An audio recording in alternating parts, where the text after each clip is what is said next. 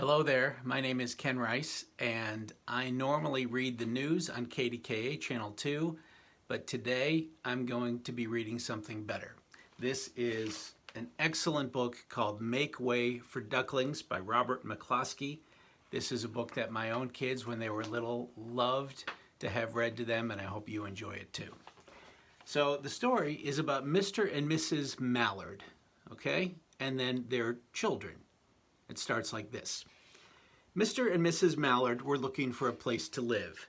But every time Mr. Mallard saw what looked like a nice place, Mrs. Mallard said it was no good. There were sure to be foxes in the woods or turtles in the water, and she was not going to raise a family where there might be foxes or turtles, so they flew on and on.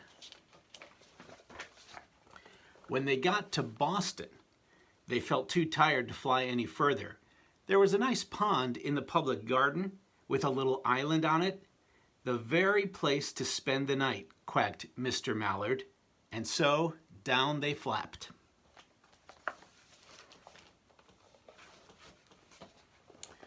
Next morning, they fished for their breakfast in the mud at the bottom of the pond, but they didn't find much.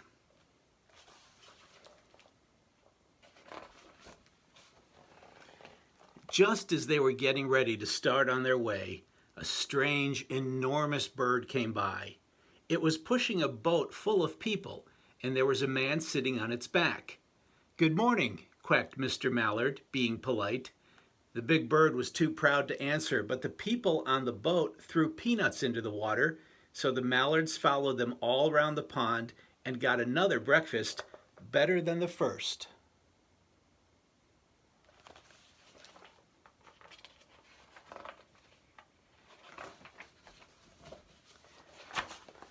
"I like this place," said Mrs. Mallard as they climbed out on the bank and waddled along. "Why don't we build a nest and raise our ducklings right in this pond? There are no foxes and no turtles, and the people feed us peanuts. What could be better?" "Good," said Mr. Mallard, delighted that at last Mrs. Mallard had found a place that suited her. But "Look out," squawked Mrs. Mallard, all of a dither. "You'll get run over." And when she got her breath, she added, "This is no place for babies with all those horrid things rushing about. We'll have to look somewhere else."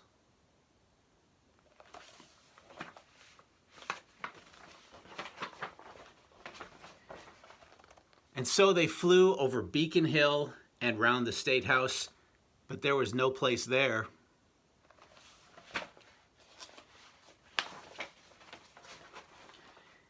They looked in Louisburg Square, but there was no water to swim in.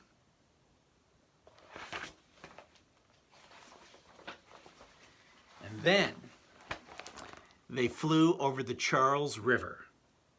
"This is better," squawked Mr. Mallard. "That island looks like a nice quiet place, and it's only a little way from the public garden." "Yes," said Mrs. Mallard, remembering the peanuts. "That looks just the right place to hatch the ducklings."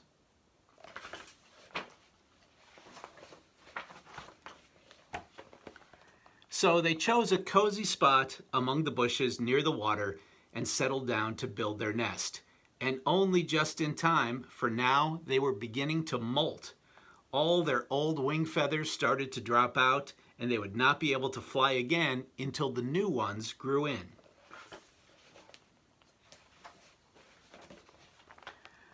But, of course, they could swim, and one day they swam over to the park on the riverbank, and there they met a policeman called Michael. Michael fed them peanuts, and after that, the Mallards called on Michael every day.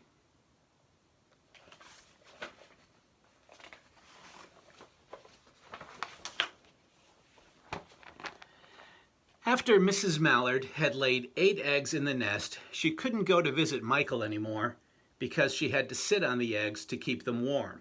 She moved off the nest only to get a drink of water or to have her lunch or to count the eggs and make sure they were all still there.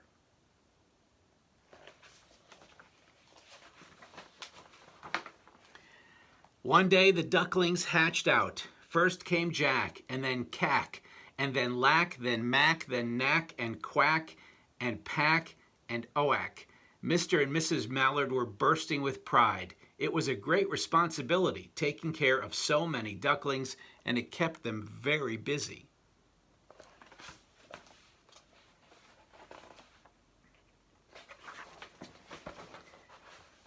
One day, Mr. Mallard decided he'd like to take a trip to see what the rest of the river was like further on. So off he set. "I'll meet you in a week in the public garden," he quacked over his shoulder. "Take good care of the ducklings." "Oh, don't you worry," said Mrs. Mallard. "I know all about bringing up children." And she did.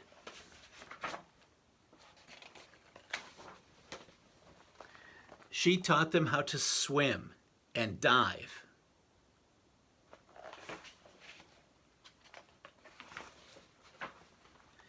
She taught them to walk in a line, to come when they were called, and to keep a safe distance from bikes and scooters and other things with wheels.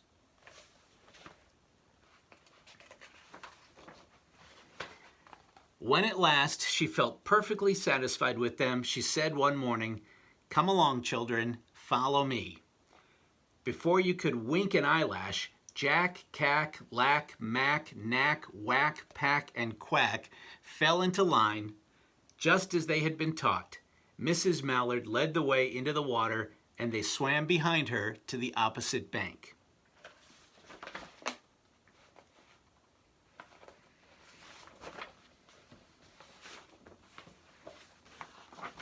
Hang on. Having trouble managing my reading. Okay. So on the opposite bank, they waded ashore and waddled along until they came to the highway.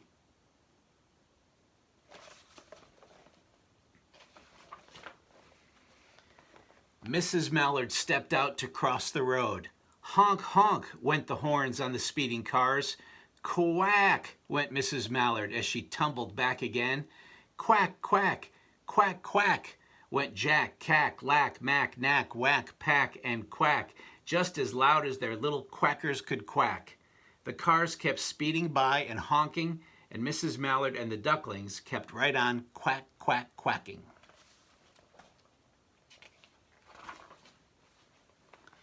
They made such a noise that Michael, remember him?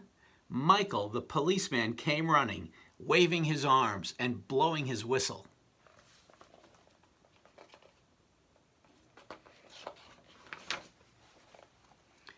He planted himself in the center of the road, raised one hand to stop the traffic, and then beckoned with the other, the way policemen do, for Mrs. Mallard to cross over.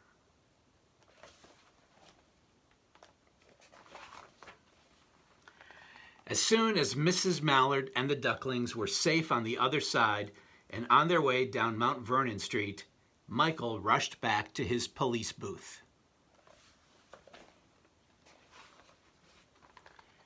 He called Clancy at headquarters and said, "There's a family of ducks walking down the street." Clancy said, "Family of what?" "Ducks," yelled Michael. "Send a police car, quick."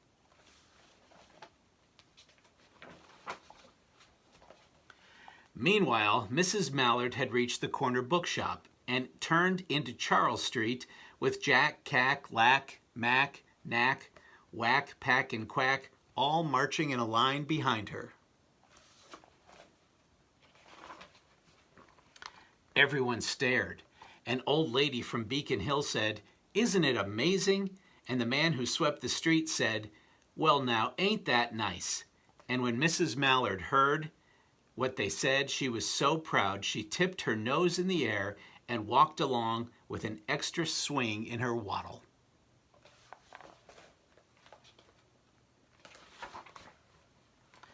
When they came to the corner of Beacon Street, there was the police car with 4 policemen that Clancy had sent from headquarters.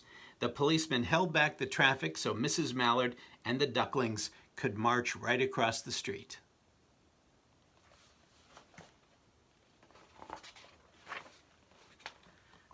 Right on into the public garden, Inside the gate, they all turned around to say thank you to the policeman. The policeman smiled and waved goodbye.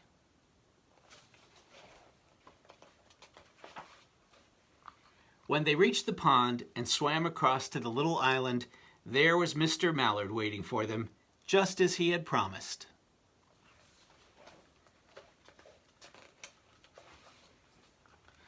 The ducklings liked the island so much that they decided to live there all day long. They followed the swan boats and eat the peanuts.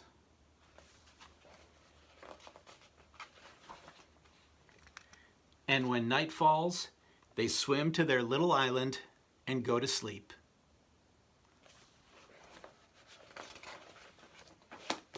And that's it. That's the end of the book. Again, it's called Make Way for Ducklings by Robert McCloskey. I'm so glad that you were here to listen to me read it. It was my pleasure. Be well, everybody.